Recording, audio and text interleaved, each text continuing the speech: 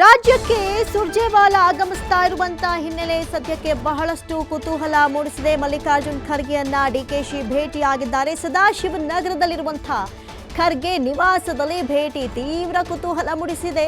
ಒಂದು ಕಡೆ ಉಭಯ ನಾಯಕರ ಭೇಟಿ.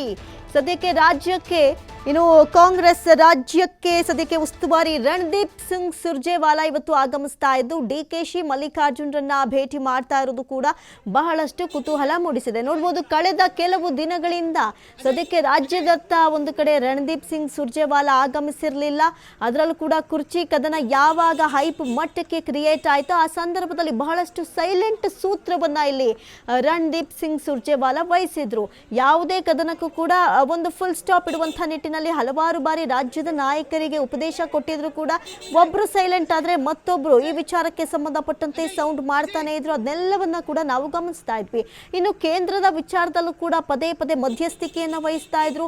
ಹಲವಾರು ವಿಚಾರಗಳ ಬಗ್ಗೆ ಸುದೀರ್ಘವಾಗಿ ಈ ಟ್ವೀಟ್ ಆಗಿರ್ಬೋದು, ಸೋಷಿಯಲ್ ಮೀಡಿಯಾದಲ್ಲಾಗಿರ್ಬೋದು ಆಕ್ಟಿವ್ ಆಗಿ ಇರ್ತಾ ಇದ್ರು. ಆದರೆ ಸುರ್ಜೇವಾಲಾ ಯಾವಾಗ ಈ ಒಂದು ಕದನದ ವಿಚಾರ ಬೇರೆ ಹಂತಕ್ಕೆ ಹೋಯಿತು, ಸದ್ಯಕ್ಕೆ ರಾಜ್ಯದ ಕಡೆಗೂ ತುಂಬಾ ಅಪರೂಪ ಆಗ್ಬಿಟ್ಟಿದ್ರು. ಸದ್ಯಕ್ಕೆ ಇವತ್ತು ಕೂಡ ಅವರು ರಾಜ್ಯಕ್ಕೆ ಆಗಮಿಸಿರುವುದು ಬಹಳಷ್ಟು ಕೌತುಕ ಮೂಡಿಸಿದೆ. ಏನೆಲ್ಲ ರಾಜಕೀಯದಲ್ಲಿ ಬದಲಾವಣೆ ಆಗ್ಬೋದು, ರಾಜ್ಯ ರಾಜಕಾರಣದಲ್ಲಿ ಮಹತ್ವದ ತಿರುವುಗಳೇನಾದರೂ ಪಡೆಯುತ್ತಾ ಅನ್ನುವಂಥ ಪ್ರಶ್ನೆ ಕೂಡ ಇಲ್ಲಿ ಮೂಡುತ್ತೆ. ಅದರ ಮಧ್ಯದಲ್ಲಿ ಸದ್ಯಕ್ಕೆ ಇನ್ನು ಇಲ್ಲಿ ಎಐಸಿಸಿ ಅಧ್ಯಕ್ಷರಾದಂತಹ ಮಲ್ಲಿಕಾರ್ಜುನ್ ಖರ್ಗೆಯನ್ನ ಡಿಕೆಶಿ ಭೇಟಿ ಮಾಡಿರೋದನ್ನ ಒಂದು ಕಡೆ ನೀವು ದೃಶ್ಯಾವಳಿಗಳಲ್ಲಿ ಗಮನಿಸಬಹುದು.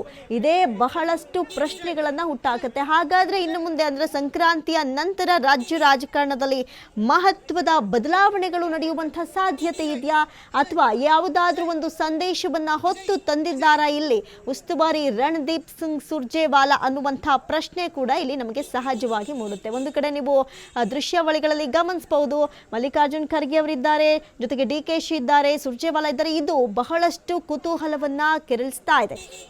ಇನ್ನು ಸದ್ಯಕ್ಕೆ ರಾಜಕೀಯ ಲೆಕ್ಕಾಚಾರದಲ್ಲಿ ಏನಾದರೂ ಮಹತ್ವದ ಬದಲಾವಣೆಗಳಾಗತ್ತಾ, ಇನ್ನು ಕುರ್ಚಿ ಕಾದಾಟಕ್ಕೆ ಹಲವಾರು ಟ್ವಿಸ್ಟ್ಗಳು ಇನ್ನು ಮುಂದೆ ಸಿಗುತ್ತಾ ಅನ್ನೋದು ಕೂಡ ಸದ್ಯಕ್ಕಿರುವಂತಹ ಪ್ರಶ್ನೆ. ಮಲ್ಲಿಕಾರ್ಜುನ್ ಖರ್ಗೆ ಅವರ ಮೇಲೆ ಡಿಕೆಶಿ ಒತ್ತಡವನ್ನ ಹೇರ್ತಾ ಇದ್ದಾರಾ, ಸೋನಿಯಾ ರಾಹುಲ್ ಗಾಂಧಿ ಭೇಟಿ ಮಾಡಿಸುವಂತೆ ಒತ್ತಾಯ ಮಾಡ್ತಾ ಇದ್ದಾರೆ ಎನ್ನುವಂಥ ಮಾಹಿತಿ ಗೊತ್ತಾಗ್ತಾ ಇದೆ. ಸಂಕ್ರಾಂತಿ ನಂತರ ದೆಹಲಿಗೆ ಬರ್ತೀನಿ ಅಂತ ಹೇಳಿದ್ದಾರಂತೆ ಡಿಕೆಶಿ, ಯಾವುದಕ್ಕೂ ನೋಡೋಣ ಅಂತ ಹೇಳಿದ್ದಾರಂತೆ ಮಲ್ಲಿಕಾರ್ಜುನ ಖರ್ಗೆ.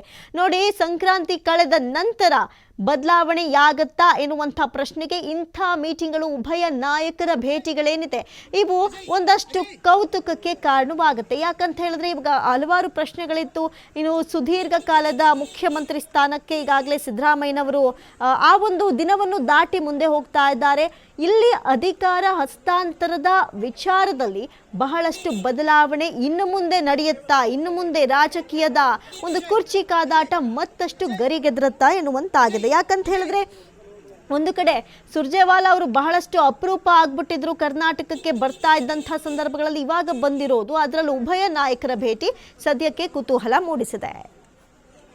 ಈ ಬಗ್ಗೆ ಹೆಚ್ಚಿನ ಡೀಟೇಲ್ಸ್ ಅನ್ನ ಕೊಡ್ತಾ ಹೋಗ್ತಾರೆ ನೇರ ಸಂಪರ್ಕದಲ್ಲಿ ಪ್ರತಿನಿಧಿ ಶಿವಕುಮಾರ್ ಜೋಳಿ. ಎಸ್ ಶಿವಕುಮಾರ್, ನಾವಿಲ್ಲಿ ಗಮನಿಸೋದಾದ್ರೆ ಬಹಳಷ್ಟು ಅಪರೂಪ ಆಗ್ಬಿಟ್ಟಿದ್ರು ಸುರ್ಜೇವಾಲಾ, ರಾಜ್ಯದತ್ತ ಬರುವಂಥದ್ದನ್ನ ಕಡಿಮೆ ಮಾಡಿಬಿಟ್ಟಿದ್ರು.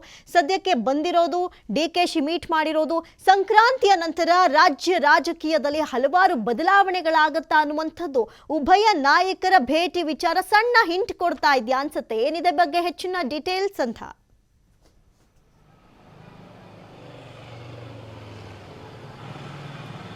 ಅಮೃತ, ರಾಜ್ಯದಲ್ಲಿ ನಾಯಕತ್ವ ಬದಲಾವಣೆಯ ವಿಚಾರ ದೊಡ್ಡ ಮಟ್ಟದಲ್ಲೇ ಚರ್ಚೆ ಆಗ್ತಾ ಇತ್ತು. ತದನಂತರ ಅದು ಏಕಾಏಕಿ ಸೈಲೆಂಟ್ ಆಗಿತ್ತು. ಆದರೆ ಯಾವಾಗ ಈಗ ಸುದೀರ್ಘಾವಧಿ ದೇವರಾಜು ಅರಸು ಅವರ ದಾಖಲೆಯನ್ನು ಸಿದ್ದರಾಮಯ್ಯ ಅವರು ಮುರಿದ್ರು, ತದನಂತರ ಅವರು ಮುಂದುವರೆದಿದ್ದಾರೆ. ಹಾಗೆ ಬಜೆಟ್ ಅಧಿವೇಶನಕ್ಕೂ ಕೂಡ ಈಗ ತಯಾರಿಯನ್ನು ಆರಂಭಿಸಿದ್ದಾರೆ, ಇನ್ನು ಯಾವುದೇ ಸಮಸ್ಯೆ ಇಲ್ಲ ಅಂತೇಳಿ. ಸೊ ಇದೇ ಸಂದರ್ಭದಲ್ಲಿ ಸುರ್ಜೇವಾಲಾ ಅವರ ಎಂಟ್ರಿ ಸಾಕಷ್ಟು ಕುತೂಹಲವನ್ನು ಕೆಡಿಸ್ತಾ ಇದೆ. ಯಾಕೆಂದರೆ ಸುಮಾರು 2-3 ತಿಂಗಳಾಗ್ತಾ ಬಂತು ಸುರ್ಜೇವಾಲಾ ಅವರು ಈ ಕಡೆ ತಲೆ ಹಾಕಿ ಮಲಗಿರಲಿಲ್ಲ. ಯಾವಾಗ ಮುಖ್ಯಮಂತ್ರಿಗಳು ಮತ್ತು ಉಪಮುಖ್ಯಮಂತ್ರಿಗಳ ನಡುವೆ ಈ ನಾಯಕತ್ವ ವಿಚಾರ ದೊಡ್ಡ ಮಟ್ಟದಲ್ಲಿ ಗದ್ದಲಕ್ಕೆ ಕಾರಣ ಆಯಿತು, ಆಗಿನಿಂದ ಅವರು ರಾಜ್ಯಕ್ಕೆ ಎಂಟ್ರಿ ಆಗಿರಲಿಲ್ಲ, ಯಾವುದೇ ಸಭೆಗಳನ್ನು ಮಾಡಿರಲಿಲ್ಲ, ಯಾವ ನಾಯಕರ ಜೊತೆ ಕೂಡ ಮಾತನಾಡಿರಲಿಲ್ಲ. ಈಗ ಅವರು ಎಂಟ್ರಿ ಆಗಿರುವಂಥದ್ದು ಹಲವು ಕುತೂಹಲಗಳಿಗೆ ಕಾರಣ ಆಗ್ತಾ ಇದೆ. ಇದರ ಜೊತೆಗೆ ಇವತ್ತು DCM DK ಶಿವಕುಮಾರ್ ಅವರು ಸದಾಶಿವನಗರದ AICC ಅಧ್ಯಕ್ಷರಾಗಿರುವಂಥ ಮಲ್ಲಿಕಾರ್ಜುನ ಖರ್ಗೆ ಅವರ ನಿವಾಸಕ್ಕೆ ಭೇಟಿಯನ್ನು ಕೊಡ್ತಾರೆ. ಸುಮಾರು 3/4 ಗಂಟೆಗಳ ಕಾಲ ಅವರ ಜೊತೆ ಚರ್ಚೆಯನ್ನು ಮಾಡ್ತಾರೆ. ರಾಹುಲ್ ಗಾಂಧಿ ಮತ್ತು ಸೋನಿಯಾ ಗಾಂಧಿ ಅವರನ್ನು ನೀವು ಭೇಟಿ ಮಾಡಿಸ್ಬೇಕು, ಭೇಟಿ ಮಾಡಿಸೋದಕ್ಕೆ ಅವಕಾಶವನ್ನು ಮಾಡಿಕೊಡ್ಬೇಕು ಅನ್ನುವಂಥ ಮನವಿಯನ್ನು ಖರ್ಗೆ ಅವರ ಮುಂದೆ ಇಟ್ಟಿದ್ದಾರೆ. ಯಾಕೆಂದರೆ ಇಂದಿನಿಂದಲೂ ಕೂಡ ACC ಅಧ್ಯಕ್ಷರು ಹಾಗೆ ರಾಜ್ಯ ಉಸ್ತುವಾರಿ ಆಗಿರುವಂಥ ರಣದೀಪ್ ಸಿಂಗ್ ಸುರ್ಜೇವಾಲಾ ಹಾಗೆ ಸೋನಿಯಾ ಗಾಂಧಿ, ಪ್ರಿಯಾಂಕಾ ಗಾಂಧಿ ಎಲ್ಲರೂ ಕೂಡ DK ಶಿವಕುಮಾರ್ ಅವರ ಪರವಾಗಿಯೇ ಇರುವಂಥವರು. ಆಗಿನಿಂದಲೂ ಕೂಡ ಪ್ರಯತ್ನಗಳು ನಡೆದ್ರು. ಇಲ್ಲಿ ಮುಖ್ಯಮಂತ್ರಿಗಳ ಬದಲಾವಣೆ ವಿಚಾರದಲ್ಲಿ ರಾಹುಲ್ ಗಾಂಧಿ ಅವರ ಮಾತೇ ಅಂತಿಮವಾಗುತ್ತೆ. ಆ ಕಾರಣಕ್ಕೆ ರಾಹುಲ್ ಗಾಂಧಿ ಅವರು ಇದರಲ್ಲಿ ಇನ್ವಾಲ್ವ್ ಆಗೋದಿಲ್ಲ. ಸಾಕಷ್ಟು ಪ್ರಯತ್ನಗಳನ್ನು ಮಾಡಿದರೂ ಕೂಡ ರಾಹುಲ್ ಗಾಂಧಿ ಅವರು ಒಪ್ಪಿಲ್ಲ. ಈಗ ಅನಿವಾರ್ಯವಾಗಿ ಈಗ ಎಲ್ಲ ದಾಖಲೆಗಳನ್ನು ಮುಗಿದ ನಂತರನಾದರೂ ರಾಹುಲ್ ಗಾಂಧಿ ಅವರು ನನಗೆ ಅವಕಾಶವನ್ನು ಮಾಡಿಕೊಡ್ತಾರ ಅನ್ನುವಂಥ ಆಸೆಗಣ್ಣಿನಿಂದ DK ಶಿವಕುಮಾರ್ ಅವರು ನೋಡ್ತಾ ಇದ್ದಾರೆ. ಹಾಗಾಗಿ ಸಂಕ್ರಾಂತಿಯ ನಂತರ DK ಶಿವಕುಮಾರ್ ಅವರು ದೆಹಲಿಗೆ ಭೇಟಿಯನ್ನು ಕೊಡ್ತಾ ಇದ್ದಾರೆ. ಆ ಸಂದರ್ಭದಲ್ಲಿ ಸೋನಿಯಾ ಗಾಂಧಿ, ರಾಹುಲ್ ಗಾಂಧಿ ಅವರನ್ನು ಭೇಟಿ ಮಾಡುವಂಥ ಒಂದು ಪ್ರಯತ್ನವನ್ನು ಕೂಡ ಮಾಡಲಿದ್ದಾರೆ. ಇವತ್ತು ACC ಅಧ್ಯಕ್ಷರ ಹೇಳಿಕೆಯನ್ನು ಗಮನಿಸಿದಾಗ ಬೇರೆ ಬೇರೆ ಅರ್ಥಗಳನ್ನು ಕೂಡ ಕೊಡುತ್ತೆ. ಯಾಕೆಂದರೆ ಪದೇ ಪದೇ ಅವರನ್ನು ಯಾವಾಗ ನೀವು ಮುಖ್ಯಮಂತ್ರಿಗಳನ್ನು, ಉಪಮುಖ್ಯಮಂತ್ರಿಗಳನ್ನು ದೆಹಲಿಗೆ ಕರೆಸಿ ಅವರ ಜೊತೆ ಚರ್ಚೆಯನ್ನು ಮಾಡ್ತೀರಿ ಅನ್ನುವಂಥ ಒಂದು ಪ್ರಶ್ನೆಗಳನ್ನು ಹಾಕಿದ್ರು ಕೂಡ ಅದಕ್ಕೆ ಸರಿಯಾದಂಥ ಹೇಳಿಕೆ ಬರೋದಿಲ್ಲ. ನಾವು ಅವಶ್ಯಕತೆ ಇದ್ದಾಗ ನಾವು ದೆಹಲಿಗೆ ಕರೆಸ್ಕೊಳ್ತೇವೆ ಅನ್ನುವಂಥ ಹೇಳಿಕೆಯನ್ನು ಖರ್ಗೆ ಅವರು ಕೊಟ್ಟಿದ್ದಾರೆ. ಸೊ ಅವಶ್ಯಕತೆ ಇದೆ ಅನ್ನುವಂಥ ಹೇಳಿಕೆಯನ್ನು ಗಮನಿಸಿದಾಗ ಎಲ್ಲೋ ಒಂದು ಕಡೆ ಸದ್ಯಕ್ಕೆ ಯಾವುದೇ ಆ ರೀತಿಯಾದಂಥ ಬೆಳವಣಿಗೆಗಳು ಇಲ್ಲ ಅನ್ನುವಂಥದ್ದು ಇಲ್ಲಿ ಬಹಳ ಸ್ಪಷ್ಟವಾಗಿ ನಾವು ಅರ್ಥ ಮಾಡ್ಕೊಳ್ಬೇಕಾಗತ್ತೆ. ಯಾಕೆಂದರೆ DK ಶಿವಕುಮಾರ್ ಅವ್ರಿಗೆ ಈಗಾಗಲೇ ಅಸ್ಸಾಂನ ವೀಕ್ಷಕರನ್ನಾಗಿ ನೇಮಕ ಮಾಡಲಾಗಿದೆ. ವಿಧಾನಸಭಾ ಚುನಾವಣೆಗಳು ಬರ್ತಾ ಇರೋದ್ರಿಂದ ವೀಕ್ಷಕರನ್ನಾಗಿ ನೇಮಕ ಮಾಡಲಾಗಿದೆ. ಇದರ ನಡುವೆ ಈಗ ಗ್ರೇಟರ್ ಬೆಂಗಳೂರಿಗೂ ಕೂಡ ಚುನಾವಣೆಗಳು ಬರ್ತಾ ಇದೆ. ಅದರ ನಂತರ ಜಿಲ್ಲಾ ಪಂಚಾಯತ್, ತಾಲೂಕು ಪಂಚಾಯತ್ಗಳಿಗೆ ಚುನಾವಣೆಗಳು ಬರ್ತಾ ಇದೆ. ಇದರ ಜೊತೆಗೆ ನರೇಗಾ ಹೋರಾಟವನ್ನು ಕಾಂಗ್ರೆಸ್ ನಾಯಕರು ರಾಷ್ಟ್ರೀಯ ಮಟ್ಟದಲ್ಲಿ ಇಟ್ಕೊಂಡಿದ್ದಾರೆ. ಹಾಗಾಗಿ ರಾಜ್ಯದಲ್ಲೂ ಕೂಡ ನಿರಂತರವಾಗಿ ತಾಲೂಕು, ಜಿಲ್ಲಾ ಹಾಗೆ ಹೋಬಳಿ ಮಟ್ಟದಲ್ಲೂ ಕೂಡ ನರೇಗಾ ಹೋರಾಟಗಳು ನಡೆಯುತ್ತೆ.